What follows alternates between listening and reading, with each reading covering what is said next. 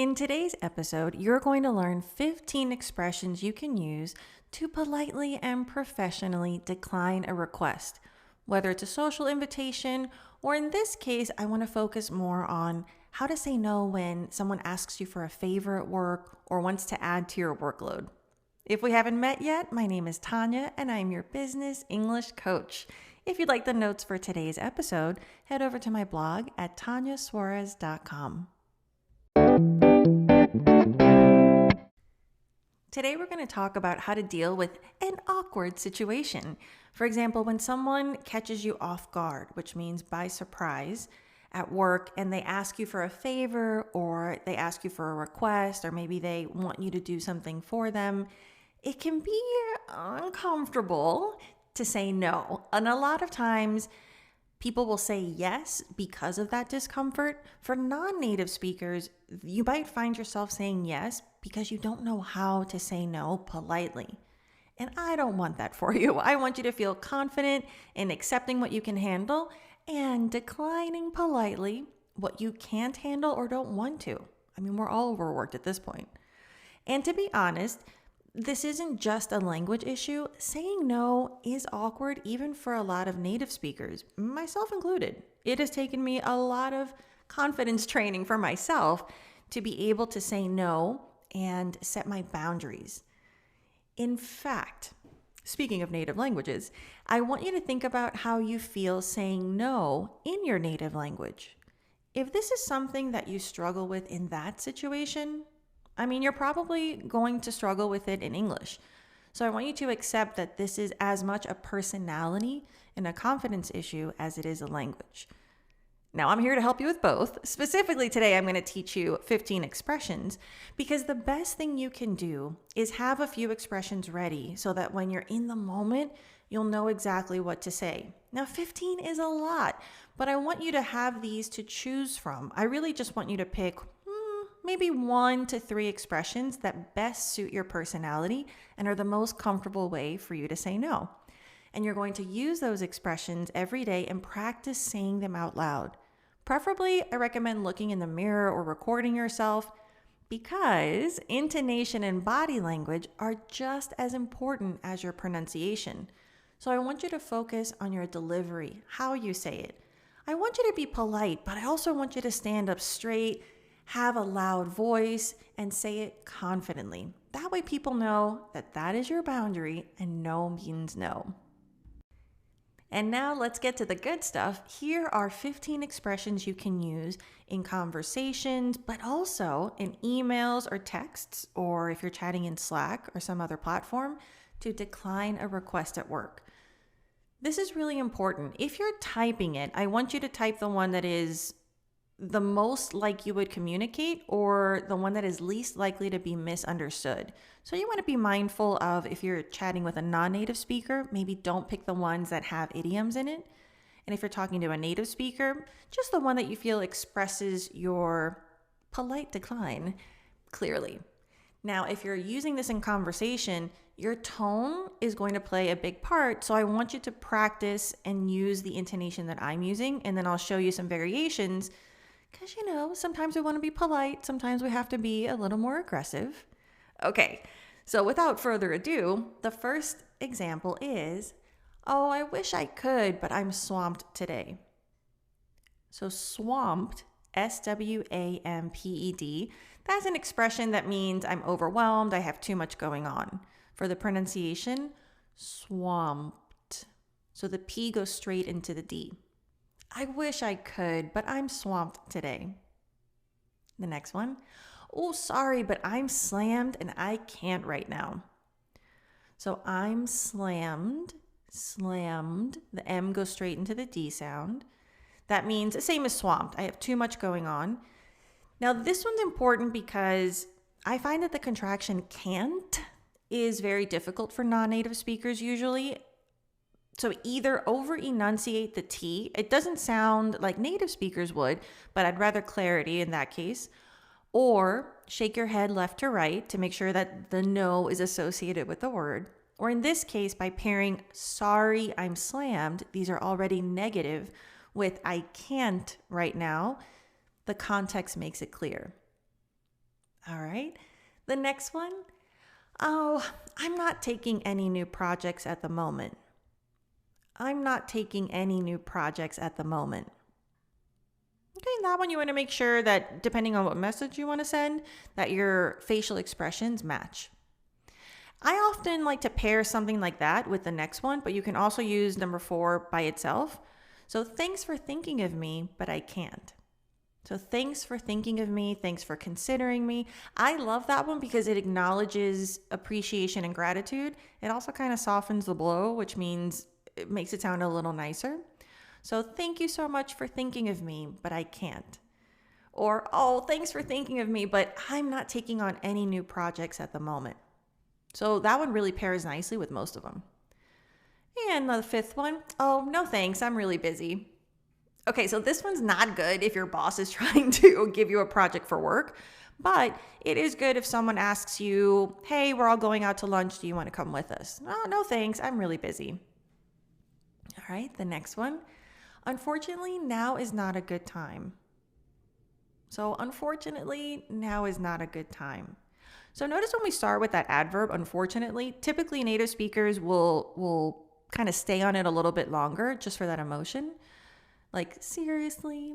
So unfortunately, now is not a good time. Now this one you want to be careful. When you specify that now is not a good time, somebody who really just needs that favor might ask you for later. So if you know that this is a no, not now, not ever, maybe don't use the ones that say right now. All right. The next one, oh, sorry, but not this time.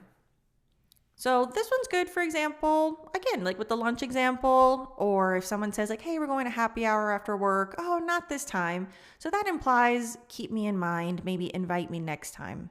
So, oh, sorry, but not this time. The next one, oh, sounds tempting, but I'll have to pass.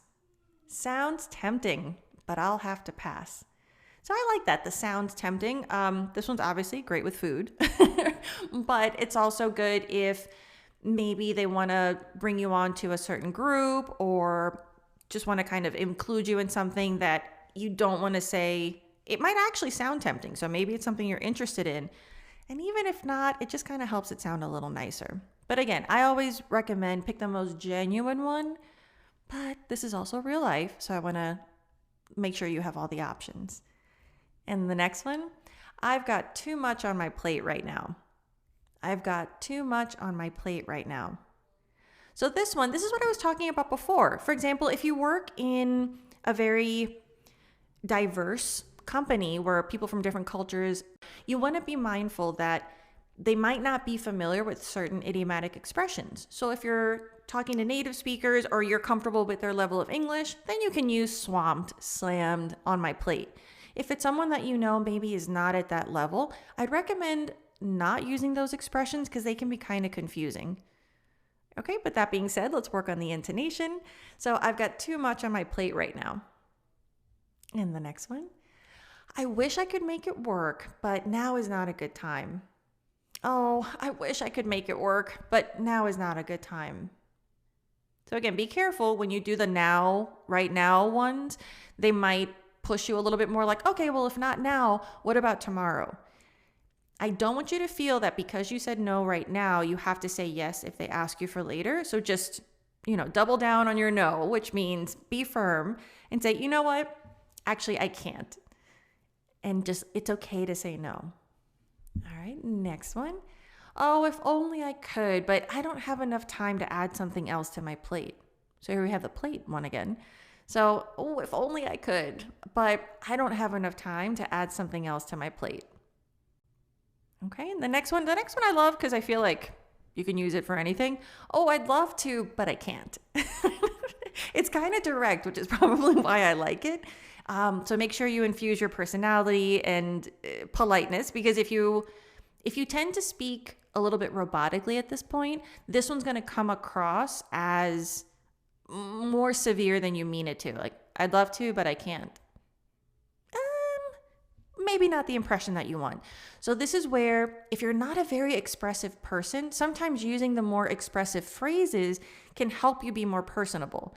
And if you choose the ones that are less. You want to be careful and really work on your intonation because it makes a big difference in how you're perceived, which can make a difference as well because honestly, I'm just thinking, look, this is a tangent, but a side note, people who are personable are usually the ones that go up for promotions. It's not the people who work the best. This is, statistically speaking. So I want you, yes, hustle, do what you got to do, be 110% at work, but you have to work on your communication.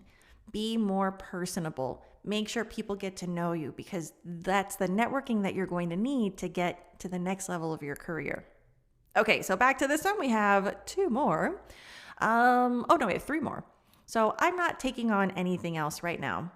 This is similar to one from the beginning of the list, just a slightly different expression. So I'm not taking on anything else right now. And the second to last one, under different circumstances, I'd love to, but right now I can't. Under different circumstances, I'd love to, but right now I can't. Okay, so this can be used much like some of the other ones we talked about to kind of soften the blow, to make it sound a little nicer. It's also a good one to use strategically if you want to be considered later on. And I want you to be specific. So under different circumstances, I'd love to, but right now I can't. Maybe next month after I finish this project, please call me back. I'd love to be involved. So if you want to make it clear that you genuinely mean not right now, I always recommend, clarity. Clarity is key. Specify when it would be a good time. And if you're just doing it to be nice, specify nothing and walk away. And the last one, it sounds like a great opportunity, but I'll have to pass. So the first thing that comes to mind here is if your managers or bosses say, hey, we need you to do the work of 2 people because we're losing, employees, but we can't pay you more. Oh, you know what? That sounds like a great opportunity, but I'll have to pass. That's not going to go over well. But since this is a reality right now that companies are struggling with retention and they're losing employees, they're also taking advantage of the people who do stay behind, I find, and overload them with work, but they don't compensate them accordingly. So I want you to be able to be strong, know your value, do what you got to do, but don't overdo it. And if they do want to keep putting stuff on, you keep saying no, or you discuss compensation. Make sure you're getting paid what your work is worth. For the notes from today's episode and more business English tips, head over to my website at tanyasuarez.com. See you next episode, and remember that your English is good enough. You got this.